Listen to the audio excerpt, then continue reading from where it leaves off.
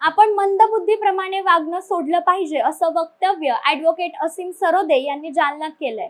निर्भय बनव व्याख्यानमालेच्या कार्यक्रमानिमित्त ते काल जालन्यात आले होते। त्यावेळी ते उपस्थितांना मार्गदर्शन करताना बोलत होते। डोक्याने व्यवस्थित विचार न करणारे लोक यांचं भांडवल आहे, त्यामुळे मतदानापूर्वी शक्य तितक्या मतदारांपर्यंत जा अशा सूचना सरोदे यांनी यावेळी दिल्यात। आपल्याला हे सरकार पाडायचं आहे असं ठरवून आपल्याला सुसंबद्ध पद्धतीने काम केलं पाहिजे असं सरोदे म्हणाले। तर पंतप्रधान नरेंद्र मोदी न आवडायचं कारण आता लोक सांगायला लागलेत। ते अत्यंत अंधश्रद्धाळू व्यक्ती आहेत, विज्ञान काय आहे त्यांना माहित नाही असं म्हणत सरोदे यांनी नरेंद्र मोदी यांच्यावर टीका केली आहे। मोदीजी आमच्याकडे मतांची भीक मागायला यायचे नाही असं म्हणत सरोदे यांनी पंतप्रधान नरेंद्र मोदी यांच्यावर हल्लाबोल केलाय। तर रावसाहेब दानवे पाडा म्हणत साधा माणूस म्हणून त्यांना किती दिवस डोक्यावर घ्यायचं असा सवाल ॲडव्होकेट असीम सरोदे यांनी केलाय। तुम्ही ग्रामीण भाषेत बोला, पण तुम्ही मंत्री झालात म्हणून गावंढळ सारखे कसे पण बोलणार का असा सवालही सरोदे यांनी दानवे यांना केलाय। आपण कुठेतरी मंदबुद्धीप्रमाणे वागणं सोडलं पाहिजे।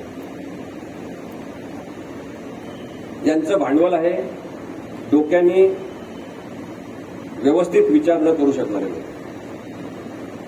या सगळ्या धर्मांध आणि कट्टरवादी लोकांचं भांडवल आहे बिंडोक मतदार, हे यांचं कॅपिटल आहे। या सगळ्या गोष्टींबद्दल आपण विचार करणार की नाही, इथे बसलेले लोक कदाचित करणार, पण माझं असं म्हणणं आहे की तुम्ही आणखी अनेक लोकांना जाऊन सांगा, मतदानाच्या आधी जेवढ्या लोकांपर्यंत शक्य आहे तेवढं पोहोचा। आणि यावेळेस आपल्याला हे सरकार फाडायचं आहे असं ठरवून आपल्याला अत्यंत सुसंबद्ध पद्धतीने काम केलं पाहिजे। नरेंद्र मोदी न आवडण्याची अनेक कारणं आता लोक सांगायला लागलेले आहेत, ते मी काही रिपीट करत नाही।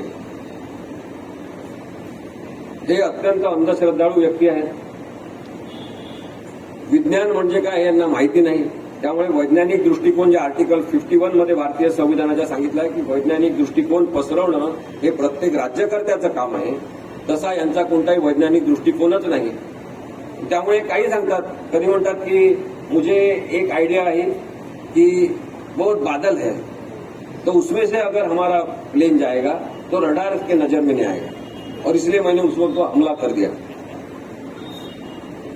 आपल्या सगळ्यांना सायन्स माहिती आहे की रडारचा उद्देश हाच आहे, ढग असो काही असो त्यातून कोणतीही जाणारी अशी वस्तू असेल जी नियंत्रणाखाली आपल्या असली पाहिजे, ती दिसते त्याच्यावर सर्व्हिलन्स ठेवण्यासाठी ते रडार आहे। पण यांचा काही सायन्स की तुमच्या डोक्यावर काय पडणार, तुम्ही काय विचार करणार, तुमच्या मनामध्ये कोणते प्रश्न निर्माण होणार, हे सगळं ठरवण्याची प्रक्रिया अत्यंत सूक्ष्म पद्धतीने षडयंत्री स्वरूपात त्यांनी तयार केली आणि म्हणून भारतीय जनता पक्षाला आपला विरोधच असला पाहिजे।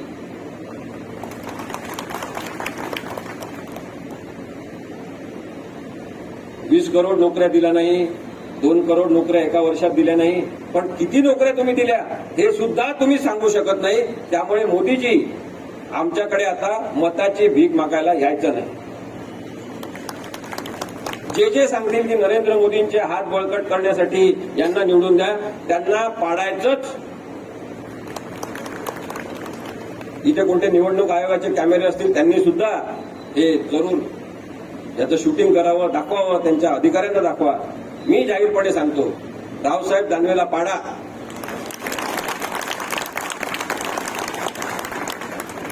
साधा माणूस मग किती दिवस डोक्यावर घ्यायचं? साध्या भाषेत बोलतो, आपल्याच भाषेत बोलतो, ग्रामीण भाषेत बोलतो। अरे पण ग्रामीण भाषेत बोला तुम्ही, पण याचा अर्थ तुम्ही गावंढळ सारखे कसे पण वागाल का मंत्री झाल्यावर पण?